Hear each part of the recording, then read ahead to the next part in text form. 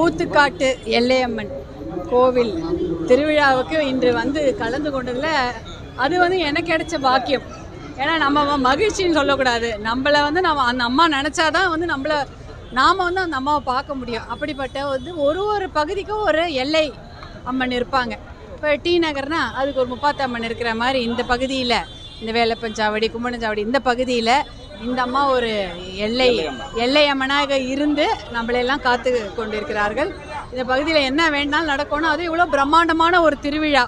அங்கே பார்த்தீங்கன்னா அவ்வளோ ஆள் உயர மாலையும் அது டன் கணக்கில் பூக்களும் போட்டு இவ்வளோ பேருக்கு அன்னதானம் வழங்கி ஒரு பிரம்மாண்டமான திருவிழா, எல்லாரையும் இணைக்கும் ஒரு திருவிழா. இந்த பகுதியில் இருக்கிற அத்தனை பேரும் இந்த அம்மாவுடைய அருள் பெற வேண்டும் என்று எல்லாரும் வந்து வந்து வந்து இங்கே பலன் பெற்று போயிட்டுருக்குறாங்க. காலையில் தான் நான் அந்த மேட்டூர் பகுதியில் காவிரி தாய், தமிழ்நாட்டுக்கு எத்தனையோ தடைகளை தாண்டி வந்த காவிரி தாய்க்கு பூ போட்டு அந்த பகுதியில் ஏரிக்கெல்லாம் அவங்க நீர் வரத்து கொண்டு வந்துட்டுருக்குறாங்க.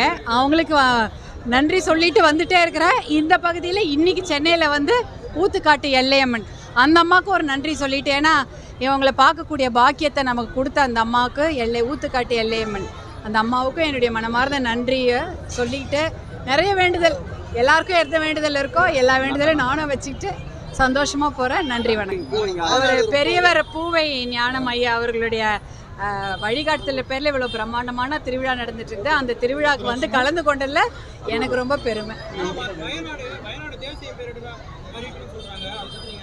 கண்டிப்பாக எவ்வளோ ஒரு குடும்பம் 500 குடும்பங்களே காணாமல் போயிருக்கு. அந்த மலைப்பகுதி சேஃப் இல்லைன்னு சொல்லியிருக்கிறாங்க. அதையும் மீறி அங்கே இருந்திருக்கிறாங்க. அவங்களுக்கு என்ன மாதிரி பாதுகாப்பு எல்லாருக்குமே தெரியும். பேரிடர் மேலாண்மைனா அது வந்தப்புறம் காப்பதில்லை, வருமுன் காப்பது தான் பேரிடர் மேலாண்மைக்கு 2 அர்த்தம்.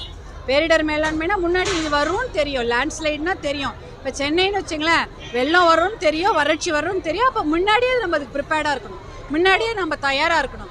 அதற்கு ஒரு நிதி ஒதுக்கீடு செய்து எல்லாம் பண்ணியிருக்கணும். அதே போல் தான் அங்கேயும் இதுக்கு முன்னாடியே தயாராக இருந்து நிதி ஒதுக்கீடு செய்து ஏதாவது ஒரு அவங்களுக்கு ஒரு வார்னிங் மெஷர் கொடுத்துருக்கணும். அப்போ அதை மாதிரி தான் அதை அறிவிக்கணும்.